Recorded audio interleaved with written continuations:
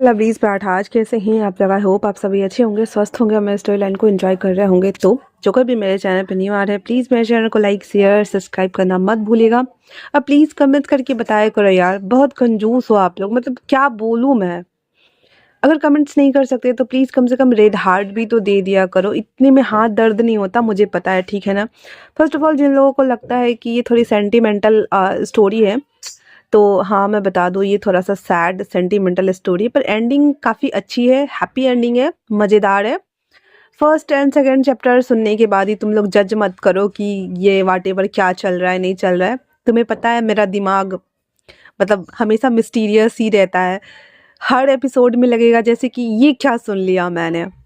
तो मैं वापस से अपने फॉर्म में हूँ और मुझे जैसा कि मिस्ट्री क्रिएट करना पसंद है, तो मैं ऐसे तो मिस्ट्री नहीं खोलूँगी ना, पर हाँ, इतना ज़रूर बोलूँगी कि मैं रो जाओगे आप लोग और मज़ा बहुत आएगा। आप लोगों ने बोला था कि लॉन्ग लॉन्ग फ़ैन फ़िक्शन चलाओ, तो मैं 1-1 घंटे का फ़ैन फ़िक्शन सोलमेट ईवा वाले पे भी चला रही हूँ, इस पे भी चला रही हूँ। बीच-बीच में मैं टाइम निकाल कर के वन शॉट भी लेके आ रही हूँ। मेरे गले की भयंकर बैंड बजी पड़ी है।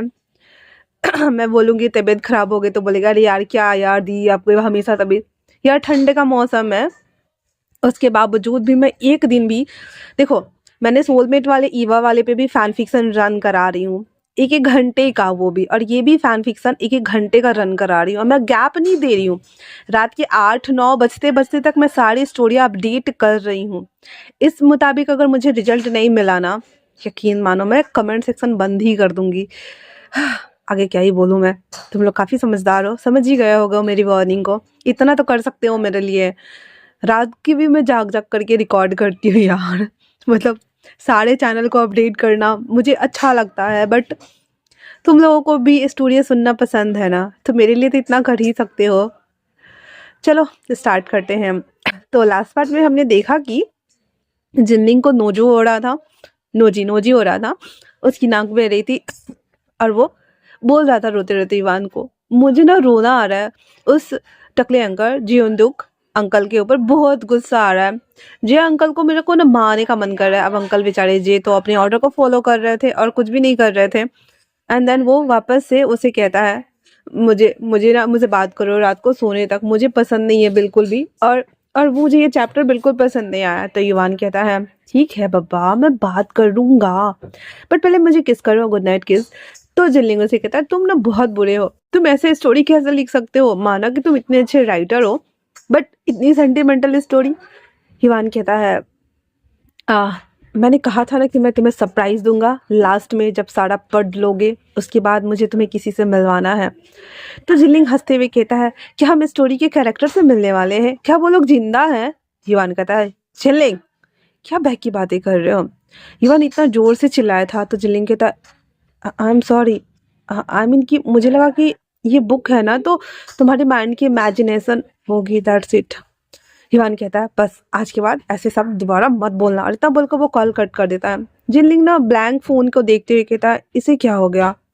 तभी दूसरी तरफ से कॉल आता है और जिनलिंग फोन पिक करते हुए कहता है आई एम सॉरी हिवान, मुझे पता नहीं था, मुझे माफ कर दो, ये चैप्टर पढ़ने के बाद मुझे बहुत रोना आ रहा था और मुझे लगा कि वो लोग मर गए हैं ना, इसलिए मैं ऐसा बोल रहा हूँ। एक एंजेलिक वॉइस आती है, क्या हुआ बेटा अब उदास क्यों है। हिवान गुस्से में यहाँ से चला गया फोन छोड़ के, क्या आप दोनों में लड़ाई हुई। ये बात सुनना हुआ ही था। तो जिनलिंग कहता है अंकल, तो वो कहता है नहीं अंकल नहीं है, मैं युवान की मॉम और डैड दोनों बोल रही हूँ, मैं युवान की मॉम वी इंग। इतना सुनना हुआ ही था तो जिनलिंग वो अपने फोन को कान के पास से हटाता है, फोन के स्क्रीन को देखता है, देन वापस से दोबारा कहता है क्या कहा आपने। विंग बोलता है कि मैं विंग की मॉम एंड डैड दोनों हूँ, मेरा नाम विंग है। युवान गुस्से में बाहर गया, क्या तुम दोनों में लड़ाई हुई। तो चिल्लिंग कहता है आप स्टोरी वाले स्टोरी वाले डैड हो क्या। विंग को कुछ समझ नहीं आ रहा था, वो कहता क्या बोल रहे हो बाबा। जिलिंग कहता कुछ भी नहीं। हाँ वो मेरी ना युवान के साथ फाइट हो गई, क्या आप मुझे उसे बात करवाएंगे। तो विंग कहता है वो तो गुस्से में गार्डन की तरफ चला गया है, लगता नहीं कि वो बात करेगा, बिल्कुल अपने पापा पे गया है। गुस्सा नाक पे रहता है और सुनना किसी का भी नहीं है। वो जब आ जाएगा तो मैं बात करा दूंगी। तो जिल्लिंग कहता है पापा, हाँ पापा कहाँ हैं? तो विंग बोलता है पापा इसके आ, मैं बुलाती हूँ। तभी वो आवाज लगाता है लेलिन, लेलिन। अब यहाँ पे जो जिल्लिंग था वो फुल कंफ्यूज था और वो कहता है लेलिन। फिर लेनिन आते हुए कहता है हाँ क्या हुआ विंग? विंग कहता है जिल्लिंग है लाइन पे, वो शायद तुमसे बात करना चाहता है, क्या तुम बात करोगे? तो लेनिन कहता है हाँ फोन दीजिए मुझे। फिर लेनिन फोन ले लेता है और कहता है हेलो। जिल्लिंग तो इतना कंफ्यूज हो चुका था, वो कहता है हेलो अंकल आप? तो लेनिन कहता है हाँ मैं, क्या हुआ?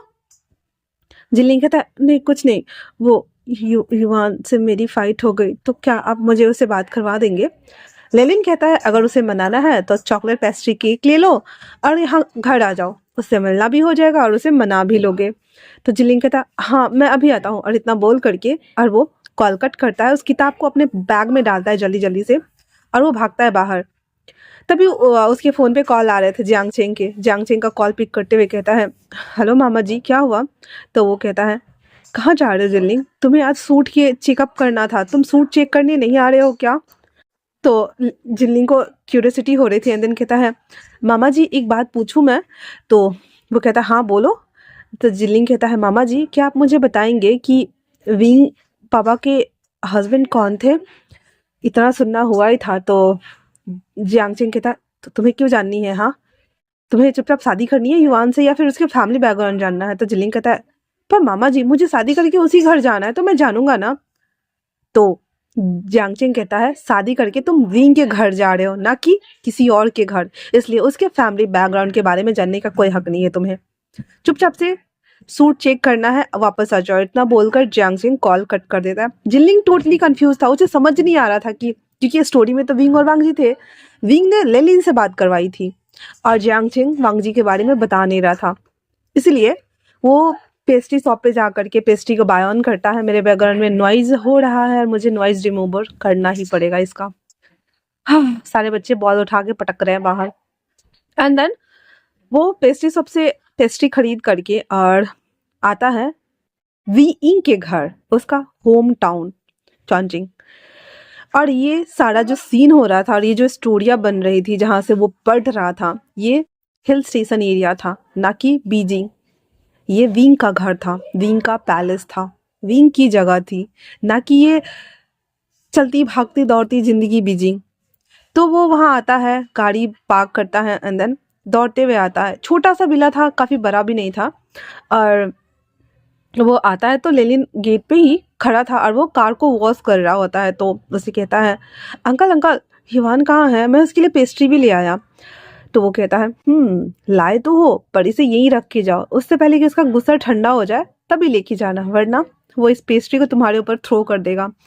फिर जिलिंग वो कहता है हाँ थैंक यू, इतना बोल करके वो उसके बगल वाले टेबल पे प्लेस कर देता है। देन जा रहा होता है। फिर वो जाते जाते रुक जाता है और वापस आते हुए कहता है क्या आप एक बात बताएंगे मुझे? तो लेलिन कहता है हाँ क्या हुआ? तो कहता है युवान के फादर का नाम क्या है? लेलिन कार वॉश कर रहा था, अंदर रुक जाता है, कहता है उसका फादर तुम्हारे सामने खड़ा है, तुम्हें दिख नहीं रहा है? तो जिलिंग कहता है नहीं नहीं, मुझे ओरिजिनल फादर के बारे में जानना है डैड, क्या आप मुझे बताएंगे? लेलिन कहता है तुम्हें कैसे पता कि मैं उसका डैड नहीं हूँ? फिर जिलिंग ना वो बुक दिखा देता है और कहता है मैं ये स्टोरियाँ पढ़ रहा हूँ तो मैं तो इतना समझ गया हूँ कि विंग पापा के हस्बैंड आप नहीं हो, आप तो वांगजी डैड के बॉडीगार्ड थे ना? हाँ इतना सुनना हुआ ही था कि लेलिन के जो बीती यादें थी 20 वर्ष पहले, क्योंकि युवान की एज ना 20 वर्ष है, ठीक है? तो वो सब 21वां चल रहा है उसका। तो 20 साल पहले का सारा फ्लैशबैक एक होता है ना मूवी के जैसे, वो सब कुछ लेलिन के सामने में आ गया हुआ था। एंड देन वो कहता है यहाँ से जाओ और वांगजी के बारे में एक शब्द भी मत निकालना, गलती से भी मत निकालना, खासकर युवान के सामने में। और इतना बोल करके लेलिन वहां से चला जाता है। जिल्लिंग इतना ज्यादा गुस्से में था और कन्फ्यूजाया हुआ था कि मतलब कोई भी उसको क्यों नहीं बता रहा है कि वांगजी कहाँ है, कौन है, क्या हुआ है, उसे कोई कुछ क्यों नहीं बोल रहा है। फिर युवान ना वो बुक अंदर रख करके थैला वहीं रख देता है और वो गार्डन एरिया में आता है जहाँ पे इवान ना पौधों को पानी दे रहा था और उसकी आंखों से आंसू आ रहे थे। जिल्लिंग ना डरते हुए हाथ से उसके बैग के ऊपर हाथ रखता है और कहता है, इवान इवान पानी का पाइप छोड़ देता और कहता है, अगर यहाँ पे डैड के बारे में बात करने आए हो ना तो प्लीज चले जाओ। तो जिल्लिंग कहता है, इसका मतलब लेलिन लेलिन आपके डैड नहीं है इवान?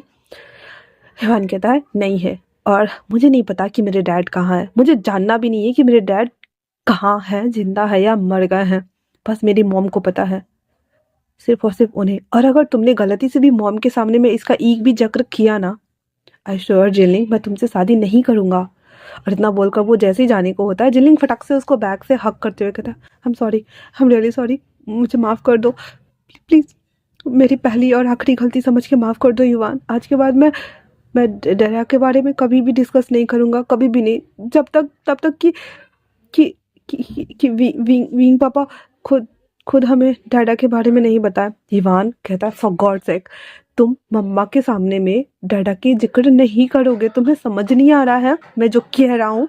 मैं नहीं चाहता कि मम्मा एक सेकंड के लिए भी पापा के बारे में सोच करके रोए। उनकी आंखों में मैं आंसू नहीं देख सकता जिल्ली, अगर तुमने कभी भी उन्हें रुलाया, यकीन मानो पहले मैं तुम्हें छोड़ दूंगा।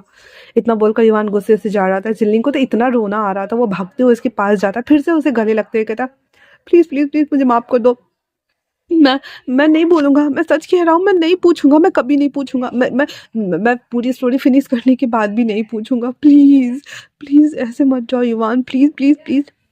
ईवान अपने गुस्से को थोड़ा सा कंट्रोल करने की कोशिश करते हुए कहता है, मैंने कहा लेलिन डैड के सामने में और विंग मम्मा के सामने में डैडा का जिक्र नहीं करोगे, मतलब नहीं करोगे।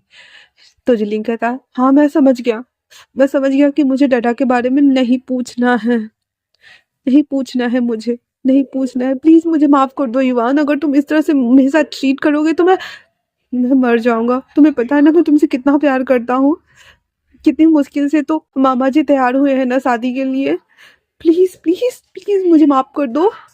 तो इवान उसके बैग को रैप करते हुए कहता है, और मुझे भी, मैं कुछ ज़्यादा ही गुस्से में आ गया था, पर प्लीज़ मुझे बिल्कुल नहीं पसंद कि मेरे फादर के बारे में वे पूछे।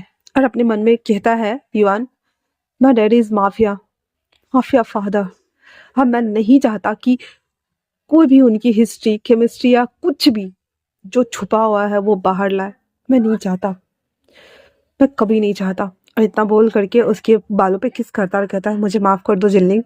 जिल्लिंग कहता है, आई एम सॉरी टू, मैं कुछ ज़्यादा ही हाइपर हो गया, I am sorry, I am really sorry, मैं नहीं पूछूंगा, मैं किसी से नहीं पूछूंगा, सच में मैं किसी से नहीं पूछूंगा।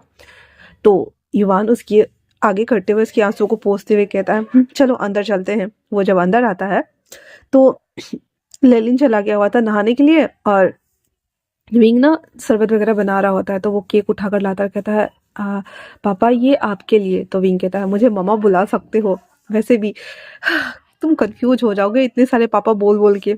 तो जिलिंग कहता है, सच में मैं मम्मा बुलाऊं? तो वो कहता है, क्योंकि युवान मुझे मम्मा ही बुलाता है, बाकी बाहर वो डैड बुलाता है, तो बाहर डैड बुला सकते हो। तो जिलिंग गले लग जाता है फटक से। युवान कहता है, हे बस करो। फिर विंग कहता, क्या हुआ, क्या युवान ने तुम्हें डांटा? तो जिलिंग कहता, नहीं, हाँ हमारे बीच जो कुछ भी था वो ठीक हो गया, हाँ हाँ। तो विंग युवान को देख रहा होता है और फिर जिलिंग को देखते हुए कहता, तुमने इस बच्चे को रुलाया युवान? तो वो कहता, नहीं मॉम, मैंने नहीं रुलाया, वैसे ये क्या लाए हो? तो जिलिंग कहता, ये केक है युवान। तो जब से विंग वो केक देखता है उसे कुछ याद आता है, एंड देन फिर वो अपने आप को मैनेज करते हुए कहता, बैठो बैठो, मैं केक सर्व कर दूं। लेलिन कहाँ मर गए तुम, रोज वही करते रहना, देखो बच्चे आए हैं मिलने के लिए। तो लेलिन कहता, अभी आया विंग, और इतना बोल करके वो आता है और बैठ जाता है और कहता है, ये क्या है? केक। उसका भी मुंह बन गया था। तो जिलिंग कहता है, क्या आप लोग को केक पसंद नहीं है ईवान? तो ईवान कहता है, एक्चुअली में हम ना ही केक खाते हैं ना ही काटते हैं। जिलिंग कहता, ओह सॉरी, पर मुझे लगा कि मुझे ले जाना चाहिए। तो विंग कहता है, अरे कैसे पसंद नहीं है, चलो खाओ खाओ, हम भी खाएंगे। इतना बोलकर वो 4 प्लेट में वो केक लगाता है, फिर विंग ने जो खाना बनाया हुआ था वो सब लगा देता है, और चारों बैठ के खा रहे होते हैं। तो फिर विंग पूछता है, बाबा आज तो आपका कपड़ा चेक करने जाना था ना, मुझे आचिंग का मैसेज मिला था, उसने बोला कि वो सूट बाय कर चुका है और युवान भी निकलने वाला था। तो आप गए नहीं। तो जिलिंग कहता है वो युवान से फाइट हो गई थी ना। तो विंग कहता है युवान के कान पकड़ते हुए, शादी से पहले ही तुम दोनों झगड़े कर रहे हो, शादी के बाद क्या होगा तुम्हारा? तो युवान कहता है I am sorry mom, but वो मैं अभी चला जाऊंगा। और इतना बोल कर वो खा रहा होता है। तो विंग कहता है गुड बॉय, दोनों साथ में चले जाओ और अच्छे से शॉपिंग करके आना, ठीक है ना? तो इवान कहता है जी मॉम, हाँ वैसे मुझे एडिटर ऑफिस भी जाना है जिलिंग, तो वहां से मैं चला जाऊंगा, तुम घर चले जाना। तो जिलिंग कहता है ठीक है मैं चला जाऊंगा। और इतना बोलकर वो लोग जो विंग खाना बनाया हुआ था वो खाना स्टार्ट कर दिया हुआ था। खाना खा लेने के बाद जिलिंग बाहर चला जाता है और वो बहुत चीयरफुल था, जैसे विंग चीयरफुल था, खुश मिजाज खुश रखने वाला, वैसे ही विंग उसे देख रहा होता है बाहर जहाँ पे लेलिन से वो बातें कर रहा होता है। विंग कहता है इवान से वो बिल्कुल मेरी परछाई है। इवान कहता है कौन मॉम? विंग कहता है जिलिंग, प्लीज उसे तोड़ना मत, वरना उसकी मासूमियत खत्म हो जाएगी बेटा। इतना बोल करके इवान को गले लगाकर विंग अपने कमरे में चला जाता है, एक पिक्चर उठाता है और उसे देखते हुए कहता है मैं तुम्हें बहुत मिस करता हूँ, बहुत ज्यादा। कब आओगे वापस तुम? बोलो ना, मैं थक गया हूँ, मुझसे वेट ही नहीं होता, प्लीज।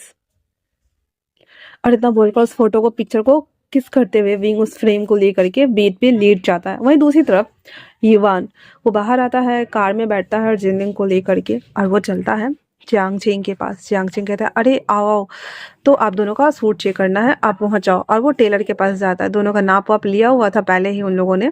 फिर दोनों एक एक करके बहुत सारा सूट को वो लोग चेक करते हैं कि कौन सा फिट आ रहा है कौन सा। फिर दोनों को ना ब्लू और पर्पल कलर का मिक्स वाला पसंद आ गया था, तो वो दोनों सेलेक्ट कर लेते हैं। तो जियांगचेंग कहता है तो आप दोनों ने सिलेक्ट कर लिया कि आपको यही पहन के वेडिंग करनी है? तो वो दोनों कहता है हाँ मैं सिलेक्ट कर चुका हूँ। वैसे मामा जी, आप मुझे बताएंगे कि मम्मा के लिए और डैडा के लिए कौन सा सूट है आपने लिया है? तो जियांगचेंग कहता है हाँ ये वाला। तो वो जब सूट देखता है जहाँ पे वाइट पूरा था और उसके ऊपर ब्रोचेस के डिजाइन बने हुए थे, युवान कहता है एक और ले लीजिए। तो जियांगचेंग समझ गया था, अंदर कहता है हाँ ठीक है मैं ले लूंगा, एक साइज बड़ा ना युवान? युवान कहता है हाँ एक साइज बड़ा। और इतना बोल करके और वो उस सूट को देख रहा होता है और एक पिक्चर क्लिक कर लेता है एंड देन अपनी मॉम को सीन कर देता है। उसके बाद जिलिंग सब कुछ देख रहा था पर उसकी हिम्मत अब बिल्कुल नहीं हो रही थी कि वो वान से पंगा ले, क्योंकि वो समझ गया था कि युवान बहुत तेज है गुस्से का। हालांकि वो युवान को जानता था पर 2 सालों से, एंड देन तुरंत ही उन लोगों ने शादी के बारे में डिसाइड कर लिया था, पर इतना इंटेंसली उसने कभी जानने की कोशिश नहीं की। और आज फर्स्ट टाइम था जब Yuan same to same as a father as a son गुस्सा कर रहा था वांग जी की तरह। और उसके बाद युवान जिलिंग को लेकर के रेस्टोरेंट आता है, फिर वो दोनों वहाँ पे थोड़ा बहुत खाना खाते हैं। खाना वाना खा लेने के बाद जिलिंग बाहर आ गया हुआ था, तो वो फटक से युवान को गले लगाते हुए कहता है हे मुझे माफ कर दो ना प्लीज, क्या तुम अभी तक गुस्सा हो? तो युवान कहता है नहीं, मैं बस नाराज हूँ, गुस्सा नहीं हूँ, मैं तुमसे गुस्सा हो ही नहीं सकता बेबी, बट हाँ आज के बाद कभी भी डैडा का जिक्र नहीं करोगे। तुम्हें पता है मॉम आज कितना हर्ट हुए हैं, तुम सोच भी नहीं सकते। आज पूरी रात मॉम बस डैड के बारे में सोच कर रोते रहेंगे। मैंने उन्हें रातों को रोते हुए देखा है जिनलिंग, मैं नहीं चाहता ये सब दोबारा। तुम्हें नहीं पता मम्मा कितने मुश्किल दौर से गुजरे हैं।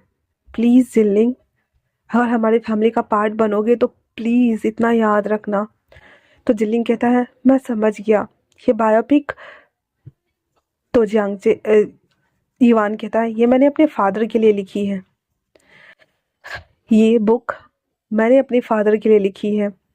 तो जिलिंग कहता है इसलिए कॉन्फ्रेंस जब हुआ था तो तुम कुछ नहीं बोल रहे थे? ईवान कहता है हाँ क्योंकि मुझे नहीं बताना, पर मुझे किसी को कुछ बताना तो है। उन लोगों को मुंह तोड़ जवाब देना है, उन्हें दिखाना है कि ट्रू लव हमेशा ट्रू लव ही होता है, चाहे फिर दुनिया कुछ भी क्यों ना कर ले, वो एक होके ही रहते हैं हमेशा हमेशा के लिए। और इतना बोलने वक्त ना युवान की आंखों में खून उतरा हुआ था, वो बहुत गुस्से में था। उसका जिलिंग जब उसकी ऐसे पोजीशन देखता है उसको गले लगाते हुए कहता है प्लीज शांत हो जाओ, मुझे नहीं पता कि तुम्हारे अंदर कौन सी आग है जो जल रही है युवान, पर ट्रस्ट मी अगर मेरी हेल्प चाहिए तो मैं करूँगा, हर तरीके से मैं तुम्हारी हेल्प करूँगा। प्लीज़ शांत हो जाओ। युवान कहता है हाँ मैं शांत हूँ, चलो मुझे एडिटर ऑफिस जाना है, मैं तुम्हें कैब में बिठा देता हूँ। इतना बोलकर उसे वो कैब में बिठा देता है। देन युवान अपनी कार ले करके और वो एडिटर ऑफिस के लिए चला जाता है। जिनलिंग कैब में बैठने के साथ घर के लिए निकल गया हुआ था और वो बुक को वो हाथ में ले करके उसको देख रहा होता है और कहता है क्या सच में मामा ने इतना सफ़र तय किया है। फोर्थ पेज निकालता है जहाँ पे लिखा हुआ था हेजिटेशन, डर और अलगाव। ये पढ़ते ही वो शौक हो गया था और कहता है नहीं मुझे फिर से रोना आएगा, पर मुझे पढ़ना है, मुझे जानना है कि मम्मा के साथ क्या हुआ। और इतना बोल करके उस स्पीच को वो पकड़े पकड़े उस कैब में सो जाता है। जब वो घर आता है तो ड्राइवर अंकल उसे उठाते हुए कहते हैं हे बाबा घर आ गया, आप जा सकते हो, और हाँ पैसे आपके हस्बैंड ने पेड कर दिया है। जिनलिंग उसे थैंक यू बोलता हुआ उस कार से बाहर निकल करके अंदर आता है। तो यानली कहती है क्या हुआ है मेरे शैतान को। तो कहता है कुछ नहीं मम्मा, मुझे बस बुरा लग रहा है, बहुत ज़्यादा बुरा लग रहा है। उसके हाथ में बुक देखती है एंड देन फर्स्ट पेज पे जब युवान का नाम देखती है तो कहता है क्या ये तुम पढ़ रहे हो, क्या ये युवान ने लिखी है। तो जिलिंग कहता है हाँ, और आपको पता है ये। तो उसकी बात सुनते ही यानली कहती है क्या ये विंग के ऊपर बुक है, क्योंकि यहाँ पे देखो ऑथराइजेशन पे विंग का भी नाम है। तो जिलिंग शौक होते हुए कहता है मम्मा आप विंग को कैसे जानते हो। यानली कहती है विंग मेरा चचेरा भाई है, वो मेरे अंकल का बेटा है, एक लौता शरारती बच्चा जिसने पूरे फैमिली में सबको नाक में दम किया हुआ था, इवन छोटे अंकल को भी।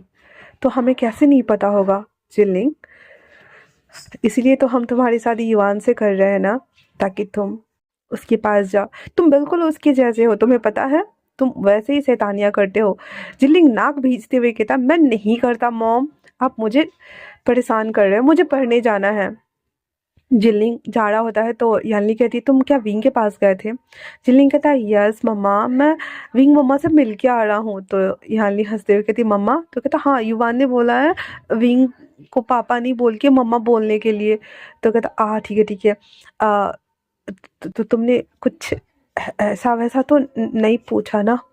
तो वो कहता है क्यों, सभी लोग मुझे मना करते हैं डैडा के बारे में पूछने से। इवन आज मैंने युवान को देखा, वो बहुत गुस्सा कर रहे थे, मैंने पहली बार उसको इस तरह से गुस्सा करते हुए देखा है मम्मा, क्या कुछ हुआ है। यानली घबरा जाती है और कहती है देखो कभी भी कहीं पे भी ना डैडा के बारे में किसी से मत पूछना बाबा। और हाँ गलती से भी किसी पब्लिक प्लेस पे या जब उसके साथ पार्टी में हो या कहीं पे भी हो, प्लीज़ युवान के डैडा के बारे में मत पूछना जिलिंग, पे तुम्हारे आगे हाथ जोड़ता हूँ। जिलिंग फिर से कंफ्यूज था और कहता है अब सब मुझसे क्या छुपा रहे हो, मुझे बताता क्यों नहीं है कोई। हाँ तो यानली कहती है एक दिन युवान तुम्हें खुद बता देगा, तब तक प्लीज बाबा। जिलिंग कहता है जी मॉम मैं समझ गया, मैंने उन देखा था युवान किस तरह से गुस्सा कर रहा था। तो यानी कहती कुछ खाओगे। तो वो कहता नहीं मॉम मैं अंदर जा रहा हूँ, मुझे कुछ प्रोजेक्ट भी बनाने हैं, अंदर ये बुक पढ़ना है, मैं जाऊँ। यानी कहती हाँ। उसके जाने के बाद यानी ना सोफा पे बैठ जाती है और स्ट्रेस वाली गोलियां लेकर के फटक फटक खा लेती है। तो जिंजुसान आते हुए कहता क्या हुआ यानी।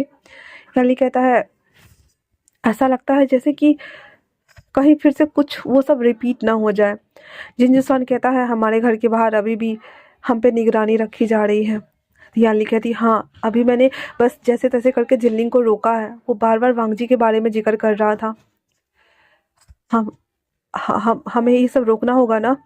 तो जिंजोसान कहता है हमें अपने बच्चे को समझाना होगा कि वो इस तरह से वांगजी के बारे में बात नहीं कर सकता है, वो हमारा बच्चा है, हम क्यों रोके उसे।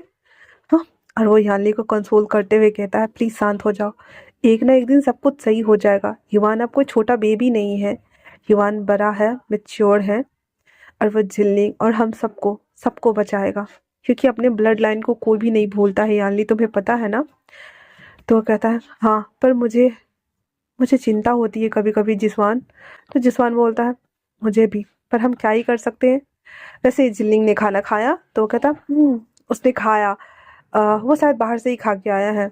और इतना बोलकर वो जैसे ही जाने को होता है तो जिंजुसान के फ़ोन पे फ़ोन बजता है, वो कॉल पिक करता है, स्पीकर पर रखता है। उधर से जियांगचिंग कहता है सीजे। तो कहता हाँ हम लाइन पे ही हैं। जियांगचेंग कहता है आज जिनलिंग मुझे वांगजी के बारे में पूछ रहा था। यानली और जिंजूसॉन एक दूसरे को देखते हुए कहते हैं और मुझसे भी पूछ रहा था। उसके हाथ में मैंने वो बुक देखी है, वो पढ़ रहा है तो उसे क्यूरियोसिटी तो होगी ना जानने की। जियांगचेंग कहता है ना हम बताएंगे ना आप बताओगे सीजे। अगर युवान को बताना होगा तो युवान खुद बता देगा और अगर नहीं तो जिनलिंग को शांत रहना होगा। जब सही वक्त आएगा तो उसे खुद पता चल जाएगा। उसकी बात सुनकर वो कहता है हम समझ गए। और इतना बोल करके और वो सब कॉल कट करने के बाद यानी विंडो के पास आती है जहाँ देखती है कि सामने वाले गार्डन एरिया में एक शख्स बैठा हुआ है और इसी के घर की तरफ देख रहा था। और इन लोगों का घर ना रिस्ट्रिक्टेड एरिया में पड़ता था और बोल सकते हैं कि एक छोटा सा विलेज टाउन था तो ज़्यादा लोगों के घर होते नहीं थे। काफ़ी खूबसूरत सा घर था तो सामने में कितने जन है नहीं है तो दिख जाता था। तो यानली कहती है वो अभी भी सामने में बैठा हुआ है। जिनसान कहता है हाँ मैंने बोला था ना हमारे पे अभी भी निगरानी रखी जा रही है। खैर चलो हम चलते हैं। और इतना बोलकर वो लोग डिनर करने के लिए चले जाते हैं। वहीं दूसरी तरफ जो हमारा जिल्लिंग था वो पीछ को पलटते हुए कहता है ऐसा क्या है इसमें। पहले मैं बहुत सारा टिश्यू ले लूँ, पानी पी लूँ, उसके बाद में पढ़ूंगा। और इतना बोलकर वो टिश्यू लेता है, पानी पीता है और फिर उस पेज को देखता है जहाँ पे लिखा हुआ था अलगाव। और वो कहता है यार ये चैप्टर का नाम ही इतना बुरा है, फिर मेरा क्या होगा। और इतना बोल करके वो पेज को पलटना स्टार्ट करता है जहाँ पे सीचन विंग से, अब हम स्टोरिया में आ गए हैं वापस से, ठीक है ना। जहाँ पे सीचन विंग से कहता है तुम्हें जाना होगा विंग, तुम्हें जाना ही होगा, ये बच्चे के सेफ्टी का सवाल है। हर विंग कहता है हाँ ठीक है। वही दूसरी तरफ वांगजी इस्तांबुल से वापस आ चुका था और आते ही पूरे घर में विंग को ढूंढ रहा होता है। इवन जब वो कॉल करता है तो कॉल सीचन के पास था और उसे 2-3 पंच मार चुका था। और वो फिर उससे बहस करने के बाद छत पे जा कर के बैठ के सिगरेट निकाल के स्मोक करता हुआ बैठा हुआ रो रहा होता है। पहली बार था जब इस मिडिल ईस्ट शहर में एक मर्द अपने पसंदीदा मर्द के लिए रो रहा था, फूट के रो रहा था, आंसू निकल रहे थे। उसके अंदर जो सफोकेशन चल रहा था विंग को लेकर के वो साफ साफ देखा जा सकता था, साफ साफ। कोई कह सकता है कि माफिया भी कभी किसी के लिए रो सकता है। इस 1 साल के रिलेशनशिप में वांगजी इतना तो समझ गया था कि वो विंग का एडिक्टेड हो चुका है। पर जब क्या होगा जब वांगजी को पता चलेगा कि वो एक माफिया फादर भी बन चुका है, खैर जब होगा तब हम जानेंगे। फिलहाल से हम इसके आगे देखते हैं। वांगजी रोते हुए कहता है क्यों क्यों गए, क्या तुम्हें मुझ पे भरोसा नहीं था। तुम्हें रुकना चाहिए था, तुम्हें मेरा वेट करना चाहिए था विंग, तुम्हें मेरे लिए रुकना चाहिए था। मैं आता, मैं ठीक करता, तुम्हें नहीं जाना था, तुम्हें नहीं जाना था। मिस्टर जियोंडुक आपने अच्छा नहीं किया। मैंने आपको अपना अंकल माना था पर आपने क्या किया, आपने मुझसे मेरा प्यार छीन लिया। और इतना बोल करके वो बहुत जोर से चीखता, उसकी चीखें ना नीचे तक सुनाई दे रही थी। पाशा भी नीचे था, वो भाग कर के आता और कहता है सर क्या हुआ है। सीजन अपना लिप्स के कॉर्नर पे लगा ब्लड को क्लीन कर रहा होता है एंड देन कहता है नथिंग। तो पाशा कहता है वैसे विंग सर कहाँ है। वो उसे घूर कर देखता है और लेलिन भी आता है, वो भी सब देख रहा होता है। कहता है क्या वो चला गया। फिर वो मुस्कुराते हुए कहता है अच्छा हुआ वो चला गया वरना मैं उसे मार ही डालता। सीचन कहता है गलती से भी वांगजी के सामने में ये बट मत निकालना वरना वो तुम्हें इतने चाकू से वार करेगा तुम भूल जाओगे। उसने तो मुझे बस 2 पंच मारा था बट तुम्हारा क्या हाल होगा लेलिन। लेलिन कहता है मुझे उससे बहुत ज़्यादा होती है, सच में बहुत ज़्यादा। इतना बोल करके और वो चला जाता है अंदर। वहीं दूसरी तरफ पासा उसके पास आते हुए कहता है सर डोंट टेल मी कि इन सब के पीछे आपका हाथ है। सीचन कहता है जियोंडुक अंकल, उन्होंने विंग को जान से मारने के लिए कहा था, मैंने बस उसे सिर्फ इस प्लेस पे प्लेस किया है तब तक जब तक कि ये सारे मैटर सॉर्ट आउट नहीं हो जाते। और वहाँ की पोजीशन क्या है, मॉम कैसी है। तो कहता है क्या होगा जब वांगजी सर के सामने में आपकी मॉम आएंगी, क्योंकि उन्हें तो लग रहा था कि मॉम। कहता है हाँ मुझे भी इसी बात का डर लग रहा है, अंकल ने इसी वजह से हम लोगों को टॉर्चर करके यहाँ पे भेजा एंड देन बाद में ये सभी चीज़ें एक एक करके बाहर आ रही हैं। मुझे भी 6 मंथ पहले ही पता चला कि मॉम ठीक है। और मैमन के बारे में कुछ पता चला।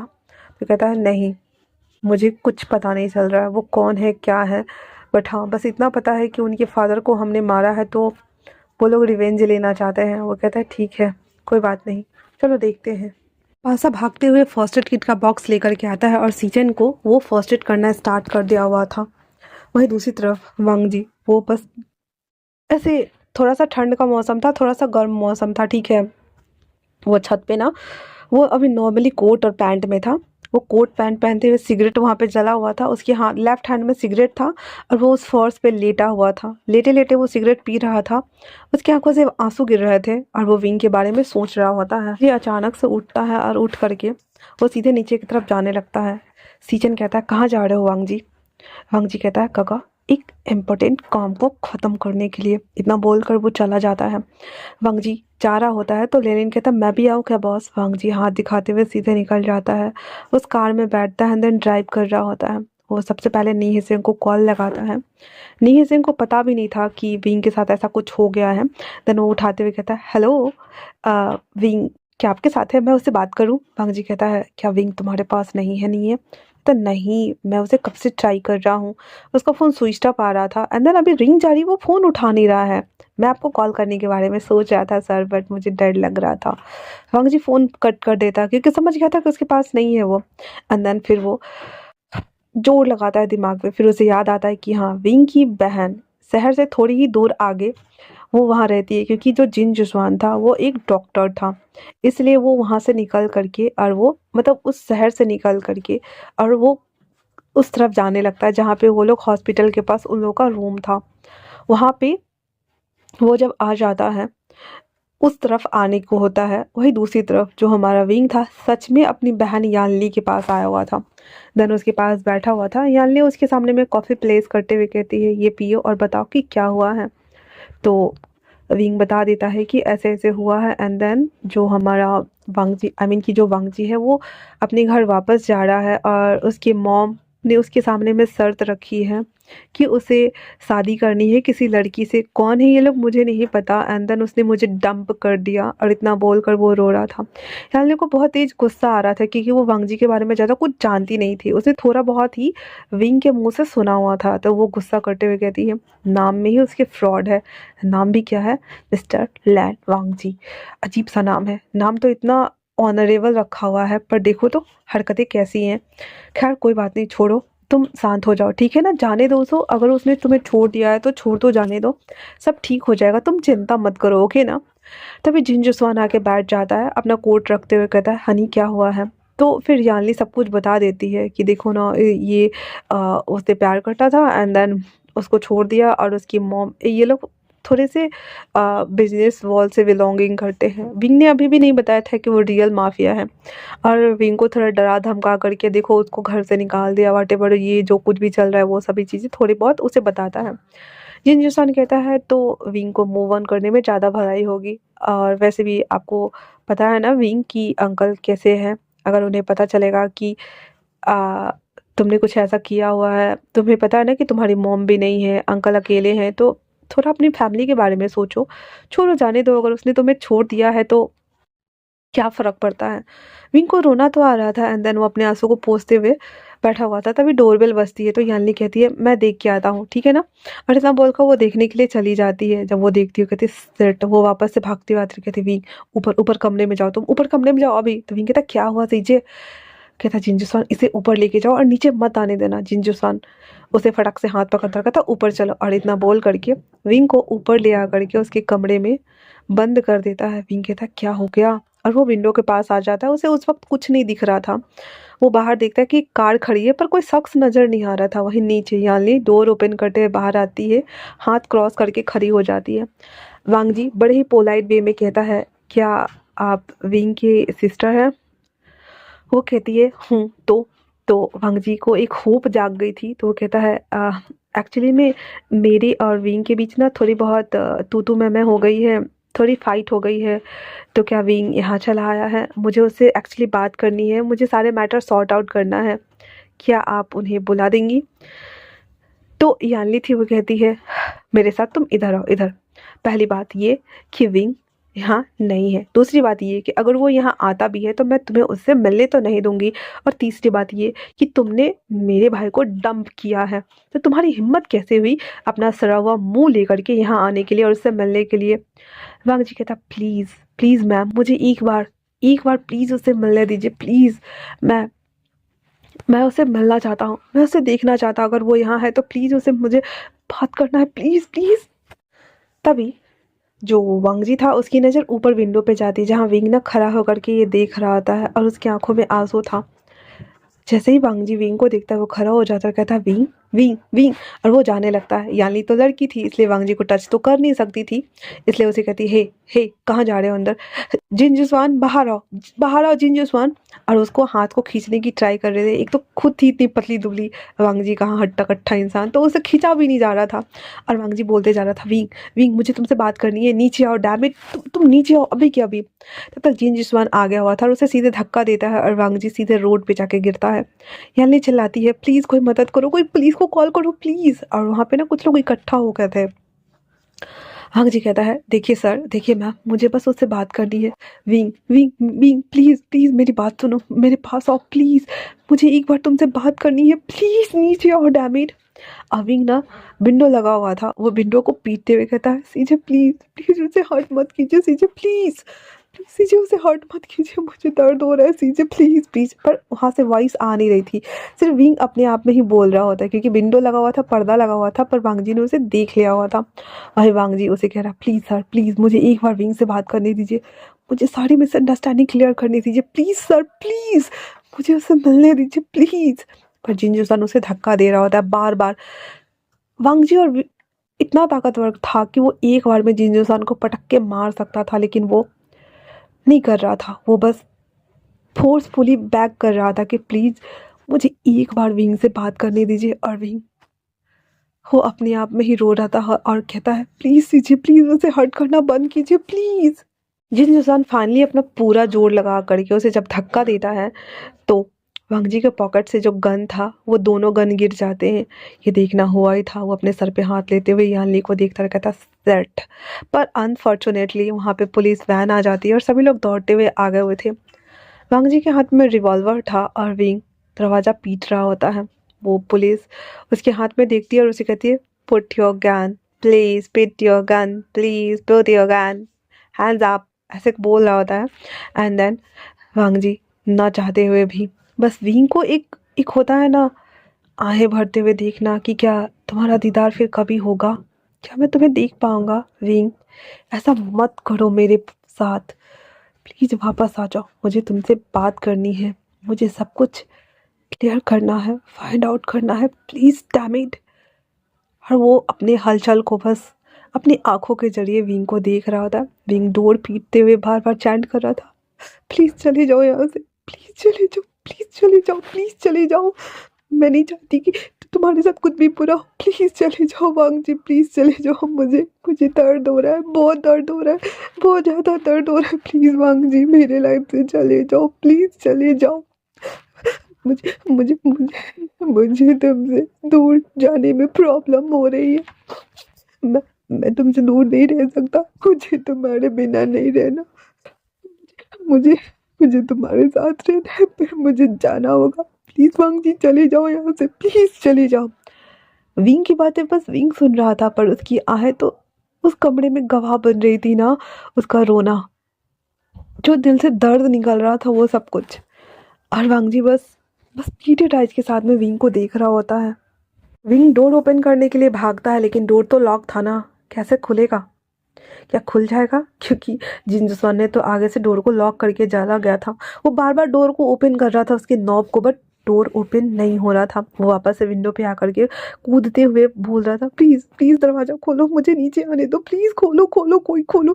विंडो को वो खोलने का ट्राई करता है, लेकिन विंडो इंटरलॉक था, वो भी नहीं खुल रहा था। और वांग जी बस उसे देख रहा होता है। पुलिस आती है, वांग जी को सीधे धक्का देती है, वो रोड पे सीधे मुंह के बल गिरता है, उसके चिन्ह छिल जाते हैं, हाथ भी एक छिल गए थे। और पुलिस आते ही उसके दोनों हाथों को बैक की तरफ मोड़ कर उसके हैंड्स कप करती है। वांग जी अभी भी विंग को देख रहा होता है। विंग कूदते हुए बोल रहा था, please please leave him please, Wang ji उठो, भाग जाओ यहाँ से, प्लीज वांग जी चले जाओ यहाँ से, भाग जाओ यहाँ से, प्लीज छोड़ दो उसे, छोड़ दो प्लीज वांग जी। और वो रोते हुए वांग जी को बस देख रहा होता है, और वांग जी, उसके चेहरे पे एक मुस्कुराहट आ गई थी, क्योंकि विंग बार बार वांग जी बोल रहा था, और वांग जी बड़े गौर से विंग के फेशियल एक्सप्रेशन को देख रहा था। उसे समझ आ रहा था कि विंग उसका नाम ले रहा है, उसके बारे में चिंता कर रहा है। वो समझ गया था कि वो अभी भी स्टिल उसका है, वो उससे बहुत प्यार करता है, बहुत ज़्यादा। भांग जी को ये परवाह नहीं थी कि अभी यहाँ के पुलिस ने उसे पकड़ा है, बल्कि ये परवाह थी कि वांग जी को कि विंग अभी भी स्टिल उसका है, उसे वो प्यार करता है, उसे वो भूल नहीं पा रहा है, भले वो उसे दूर जा रहा है फिर भी। और वांग जी को पुलिस वाले पकड़ के ले जाते हैं पुलिस स्टेशन में। उसके हाथों में उसके नाम का स्क्रॉल पट था, और उसके ऊपर उसके पिक्चर्स वगैरह लिए जाते हैं, और उसे सेल में बंद कर दिया जाता है। वहीं दूसरी तरफ विंग फूट कर रोते हुए नीचे बैठ गया हुआ था। ये कौन सा टर्न है उसकी ज़िंदगी का? क्या इतना बुरा होना ज़रूरी था? क्या ये होना ज़रूरी था? वहीं दूसरी तरफ जिनलिंग, अभी इस चैप्टर को उसने ख़त्म भी नहीं किया था। वो उस किताब के पेज के बीच एक पेंसिल डालकर बंद करते हुए रोते हुए कहता है, कितने बुरे लोग हैं, क्यों अलग किया विंग मम्मा को डैडा से, क्यों क्यों अलग किया। विंग बहुत रो रहा था। यानली और जिंजसवान जब उसकी रोने की वॉइस सुनते हैं तो उसके गेट के पास आ जाते हैं और डोर नॉक करते हुए कहता है, जिनलिंग क्या हुआ?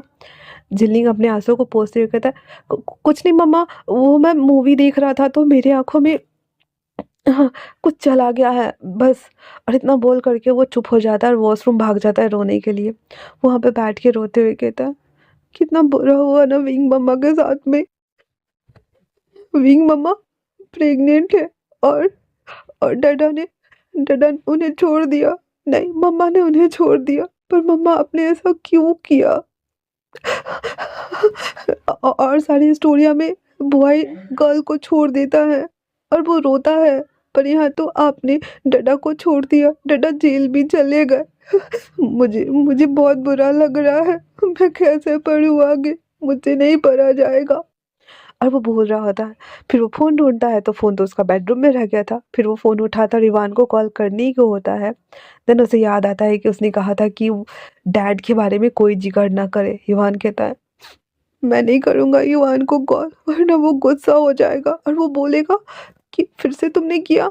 नहीं नहीं, मुझे आगे पढ़ना है। एंड देन थोड़ा रो धो लेने के बाद, चॉकलेट खा के, पानी वानी पी के थोड़ा खुद को शांत करा लेता है जिनलिंग। एंड देन उसके बाद आगे पढ़ना स्टार्ट करता है, जहाँ पे लान वांग जी की मॉम, वो वेंटिलेशन पर थी, आईवी ड्रिप्स लगा हुआ था। एंड देन उसे मुंह से सीधे निकालती, ऐसे जैसे कि कभी कुछ हुआ ही ना हो।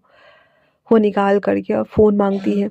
उसके पास में एक लेडी खड़ी थी, वो उसे फ़ोन दे देती है और कहती है, मिस ये लीजिए। वो फ़ोन लगाते हुए कहता है, जियोंदुक काम हुआ या नहीं? जियोंदिक कहता है, यस मैम हो चुका है, वो उस लड़के को मैंने वांग जी के लाइफ से दूर कर दिया है। तो वांग जी की मॉम ई कहती है, गुड, और अगर नहीं हुआ है तो अपनी नज़र बनाए रखो, अगर वो ऐसा वैसा कुछ भी करने के बारे में सोचता है तो उसकी पूरी फैमिली को ख़त्म कर दो, समझे ना? जियोंडू कहता है, यस मैम, वैसे मैंने उस कांटे को निकाल के फेंक दिया है, आप चिंता ना करें। और हाँ, उसके बच्चे को भी मैंने मरवा दिया है, उसका मिसकैरेज हो चुका है, तो प्रॉब्लम वाली कोई बात ही नहीं है। जियोंडू की बात सुन करके मिस ई कहती हैं, थैंक यू, बट फिर भी अपनी नज़र बनाए रखना, कुछ भी नहीं होना चाहिए, समझे ना? कहता है, जी थैंक यू। वहीं दूसरी तरफ दूर हांगकांग में एक लड़की मिरर के सामने में खड़ी होते हुए कहती है, क्या मैं ब्यूटीफुल लग रही हूँ? उसे देखते हुए एक लड़का जो कि कब से सोफा पे पड़ा हुआ पसरा हुआ था, एंड देन उसे देखते हुए कहता है, yes my love, you are so pretty. हाँ, उस लड़के से तो तुम कई ज़्यादा खूबसूरत हो। कहाँ वो एक बॉय है, अदना सा, नॉर्मल सा, और तुम इतनी प्रिटियस। उसकी तरफ मुड़ते हुए कहती है, जी काका, आपने सही कहा, मैं प्रिटी एंड पावरफुल दोनों हूँ। तो क्या वो मेरा होगा? इतना बोलना हुआ ही था तो वो उठ जाता है, अपने गन को रिलोड करते हुए उसे सूटेबल मोड में ऑन करता है, लॉक खोलते हुए गन का लॉक खोलकर उसे ऊपर दिखाते हुए कहता है, उसने डैड की आंख में गोली मारी थी, डैड मरते मरते बचे हैं, सबको यही लगता है कि हमारे फादर मर गए हैं और हम ये सब बदला लेने के लिए कर रहे हैं। पर किसे कहाँ पता हम्म, कि ये सब तो तुम्हारे शादी के लिए एक प्लान का हिस्सा था, है ना फ़ेई? फिर उसकी तरफ मुड़ते हुए उसके टाई को ठीक करती है, देन ऊपर की तरफ सरकाते हुए कहती है, का आपको भी पता है मैं वांगजी को बचपन से लाइक करती हूँ, तब से जब से वो 12 साल का था और वो अपने डैड के साथ यहाँ मीटिंग में आता था। आपको पता है ना कि हम 4 फैमिली माफिया वॉल से बिलोंग करते हैं, अलग अलग कंट्री को होल्ड करते हैं। हाँ, तो उसका भाई कहता है, हाँ मुझे पता है। खैर छोड़ो, तो तुम खुश हो क्योंकि आज नहीं तो कल वांगजी तुम्हारा होगा। वैसे ये ड्रेस तुम पर काफ़ी जच रही है फ़ेई। फ़ेई कहता है, थैंक यू गगा, thank you so much, thank you so much गगा। और इतना बोल करके फ़ेई अपने भाई मिंग हाउ को गले लगा लेता है। मिंग हाउ कहता है, मतलब हाउ टाइटल हुआ और मिंग उसका नाम हुआ, ठीक है ना? तो मिंग हाउ कहता है, "हाँ, बस भी करो, तुम मुझे रुलाओगी पगली।" फ़ेई कहती है, नो गगा, आपने मुझे वो खूबसूरत तोहफा दिया है और डैड ने, जिसके बाद तो मैं तो मिंगहाओ कहता है, तुम्हें पता है ना उनकी कमज़ोर कड़ी को ढूँढना है, उसके फैमिली को, एंड देन वहाँ पे तुम्हें रूल करना है और यहाँ पे हम लोग।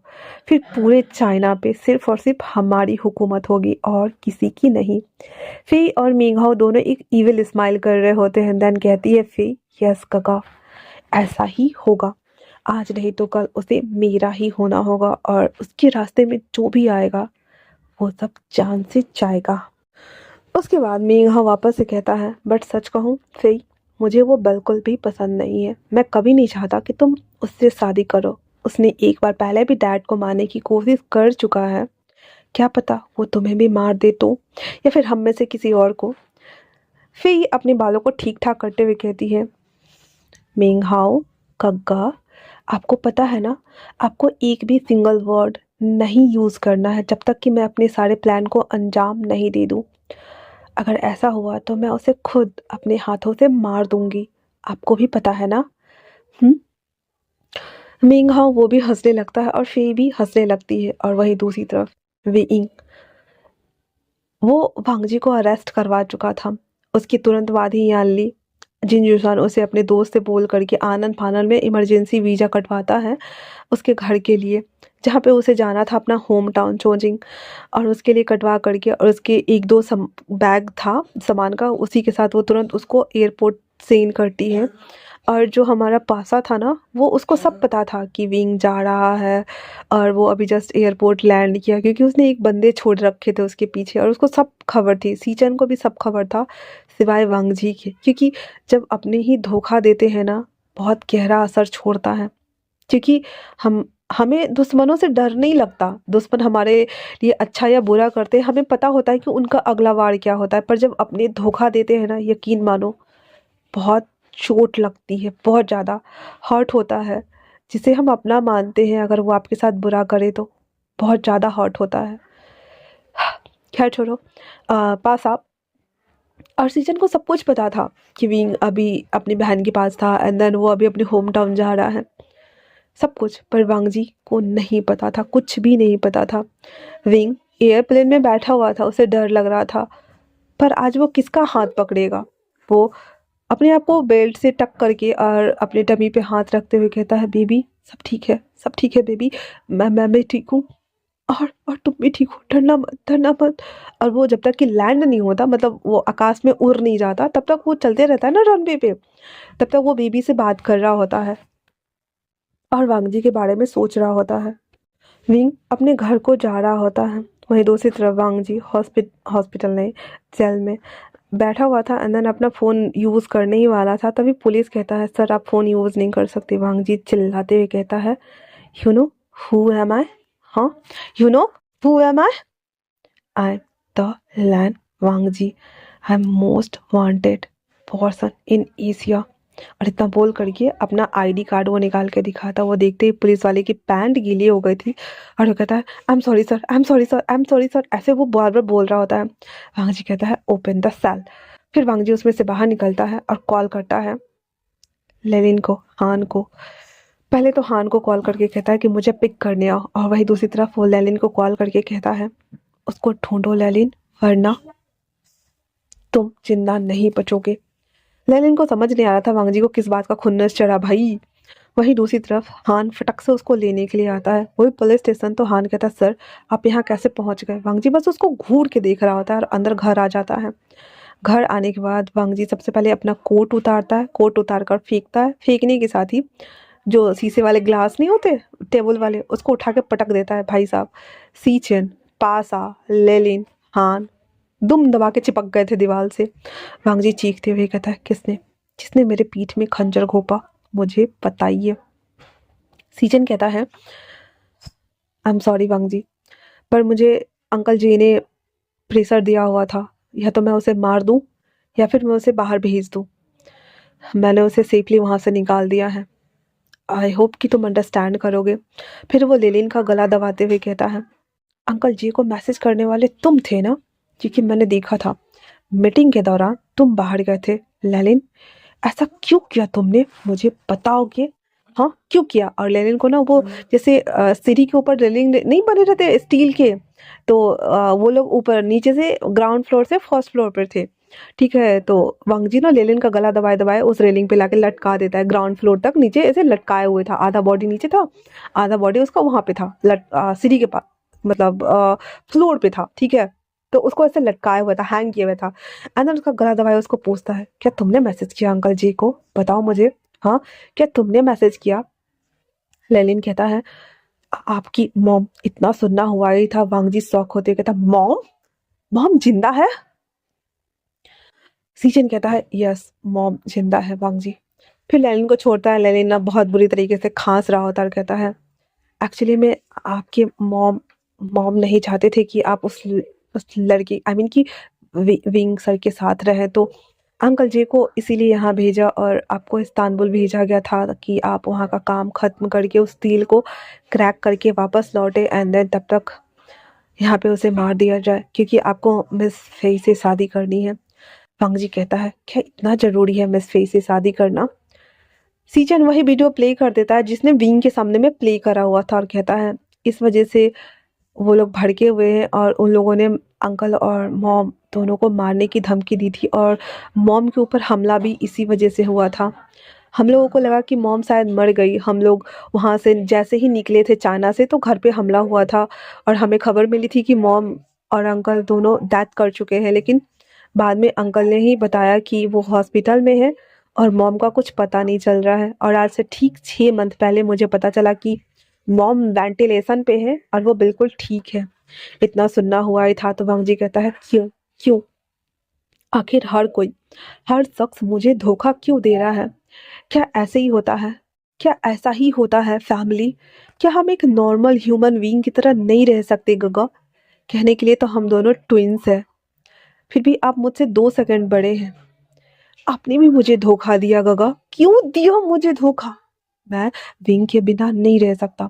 विंग मेरे सांसों में बसता है। वो मैं उसके होते हुए मैं किसी और से शादी कैसे कर सकता हूँ, और अगर ऐसी नौबत आई तो मैं उसे अपने हाथों से उसका गला घोंट के मार दूंगा। याद रखिएगा, मैं विंग के अलावा किसी और को हाथ नहीं लगाऊंगा, चाहे जो हो जाए। इतना बोल करके और वांगजी दांत पीसते हुए अपने कमरे में चला आता है। और उसके बाद वो बैठा हुआ था। फिर वो कॉल करता है मिस्टर जे दुक को, मतलब जियोंदुक को। और वो कॉल करते हुए कहता है अंकल क्या ये सब आपने किया। मिस्टर जे आई मीन की जियोंदुक वो कहता है हाँ मैंने किया बाबा। मैं तुम्हारी मॉम का सिक्योरिटी गार्ड प्लस पीए सब कुछ हूँ, और तुम्हारी मॉम ने ये कहा है कि मुझे उस लड़के को ठिकाने लगाना है और मैंने उसे मार दिया। वांग जी अलग ही शौक था और वो समझ गया था कि हाँ उसने मारने के लिए बोला था। वो कुछ नहीं बोलता और वो कॉल कट कर देता है। फिर वो अपने जितने भी स्पाइक थे उन सबको कॉल करके बोलता है कि इस लड़के को ढूंढो, जहाँ भी मिले मुझे बता देना, ठीक है ना। अब वांगजी को ना इतना पता था कि जो जो विंग है वो बीजिंग से बिलोंग करता है, बट उसने ये नहीं बताया था कि उसका होम टाउन चॉन्चिंग है। कभी विंग ने बताया ही नहीं था, क्योंकि बीजिंग में जियांगचिंग और उसके बाद जियांगचिंग के मॉम डैड और यानली उसके साथ यहाँ पे बीजिंग में रहती थी, तो बस उसको इतना ही पता था कि उसकी फैमिली ना बीजिंग में ही रहती होगी कहीं पे, ठीक है। उसने बताया नहीं कि उसका होम टाउन कहीं और है, और उसके पापा 3 भाई हैं, मतलब एक तो विंग के पापा हो गए, फिर जियांगचिंग के पापा हो गए, और उसका एक और अंकल है। तो उसने बताया ही नहीं कभी इतना अपना फैमिली का डिटेल। तो वांग जी को पता ही नहीं था कि मतलब वो इतनी बड़ी फैमिली से बिलोंग करता है, वटेवर जो भी, और वो अपने होम टाउन गया है। तो उसे नहीं पता था, वो सारे बंदे को लगा चुका था।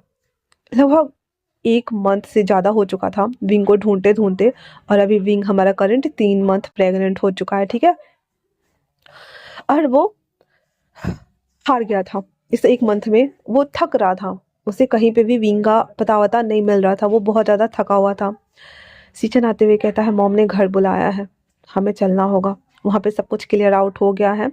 कुछ मीटिंग्स रखी गई हैं जिसे कंप्लीट करना है, एंड देन आगे का बाद में सोचा जाएगा। वांग जी कुछ नहीं बोलता है और अपना कोट उठाता है, एंड देन बाहर निकल जाता है। सारे बंदे उस घर को खाली करके, उस शहर को खाली करके जा चुके थे। वो सब वापस घर लौट रहे थे, सब लोग। समय आने के बाद वो लोग जैसे ही घर आते हैं, अब एक कार तो थी नहीं, मतलब 6-7 कार थी।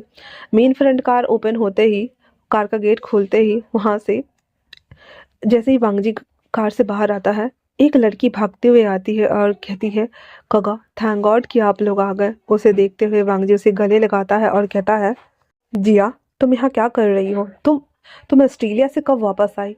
जिया कहती है, मुझे नहीं पता कगा, मॉम ने अचानक से हमें बुला लिया और कहा कि अब पढ़ाई लिखाई नहीं करनी है, बस यहीं रहना है। और मैं वापस आ गई, मैं क्या करती, मॉम ने कहा था तो आना ही पड़ा। सीजन कहता है, पर फॉर गॉड सेक जिया, मैंने तुम्हें मना किया था ना कि ऑस्ट्रेलिया से रिटर्न घर नहीं आना है, तुम्हें उधर ही रहना था। तुम यहाँ क्या करने आई हो? तुम्हारी जान को खतरा हो सकता है बेबी। जिया कहती है, गगा मुझे नहीं पता था, जब मैं यहाँ आई तो मुझे पता चला कि आप भी नहीं हो। पता नहीं मॉम के दिमाग में क्या शैतानी चल रही है। सीजन कहता है, पक्का इस बार मॉम ने कुछ खतरनाक ही प्लान किया होगा। चलो कोई बात नहीं। और इतना बोलकर सीजन भी जिया को गले लगा लेता है, और तीनों भाई बहन भरत मिलाप कर रहे होते हैं। तीनों का जब भरत मिलाप हो जाता है, उसके बाद वांग जी अंदर आता है, सब अंदर आते हैं। उसकी मॉम आते ही कहती है, वांग जी मुझे तुमसे कुछ इम्पोर्टेंट बात करनी है, तुम इन दोनों को छोड़ दो। और इतना बोल करके लैनी वांग जी को लेकर के ऊपर चली जाती है। अंकल किरण आता है और सीचन को गले लगते हुए कहता है, तो कैसा है मेरा बच्चा? जिया कहती है, डैड आपने मुझे क्यों बुलाया यहाँ पे? तो उसके अंकल कहते हैं, आई मीन कि लैन किरण कहते हैं, जिया आप कमरे में जाओ, और सीजन तुम मेरे साथ आओ। इतना बोलकर जिया अपने कमरे में चली जाती है, और सीजन को लेकर के अंकल किरण चले जाते हैं। चेंगो जो उनका बहुत बड़ा पोर्ट्रेट था, उसके सामने में वो सोफे पे बैठी हुई थी, नीचे आग जल रहा था, और वो चाय पोर करते हुए एक कप वांगजी की तरफ बढ़ाते हुए कहती है, तुम्हें लगता होगा ना कि मैं कितनी बुरी मॉम हूँ कि मैंने पिछले 1 साल में तुमसे ठीक से बात तक नहीं की, तुम्हारे बारे में जानने की कोशिश नहीं की। तुम्हें ये लगता होगा ना, पर तुम्हें कैसे बताऊं, ऊपर वाला ही जानता है कि मेरे दिल में बहुत ज़्यादा दर्द होता है जब मैं अपने बच्चों को इस तरह दूर रखती हूँ। सच कहूँ तो मैं तुम्हारी माँ हूँ वांग जी, मैं तुम्हारे बारे में बुरा कैसे सोच सकती हूँ? सोचो ना, फादर के जाने के बाद इस पूरे लेजेंडरी को मैंने अकेले हैंडल किया है, और तुम्हारे अंकल बाहर की दुनिया को हैंडल करते हैं, पर अंदर तो मेरा रूल चलता है ना। तो फिर मैं इस सब को कैसे खत्म होने दूं? जब मुझे गोली लगी थी और जब हम लोगों पे हमला हुआ था, एक पल के लिए तो सच में मुझे लगा कि मैं मर गई हूँ। मुझे लगा नहीं था कि मैं बच जाऊंगी, मुझे कभी नहीं लगा था कि मैं रिटर्न आऊंगी, और ये सारी सत्ता तुम्हारे अंकल के हाथ चली जाती। और तुम्हें पता है, तुमने मिस्टर हाउ को जान से मारा है, वो मर चुके हैं, और अभी पूरी सत्ता मेंग हाउ के हाथ में है। तुम्हें पता है ना कि मेंग हाउ कितना बड़ा पागल सनकी है। अब इन सारी सिचुएशन को सिर्फ और सिर्फ तुम ही हैंडल कर सकते हो, तुम्हारे अलावा कोई और हैंडल नहीं कर सकता है। यू नो ना baby, I am your mom, I am your mother, और मैं तुम्हारा बुरा कैसे चाहूंगी, बताओगे मुझे? वांग जी अपने आंखों को बंद करके अपने, जो वो कहता है ना कि करबे घूट को पी जाना, तो वांग जी ना, पहले तो वो शौक था, उसे लग रहा था कि उसकी मॉम मर चुकी है, और उसके एनुअल पे वो फ्यूनरल पे वो नहीं जा पाया है, अपनी मॉम से वो लास्ट बार मिल भी नहीं पाया है।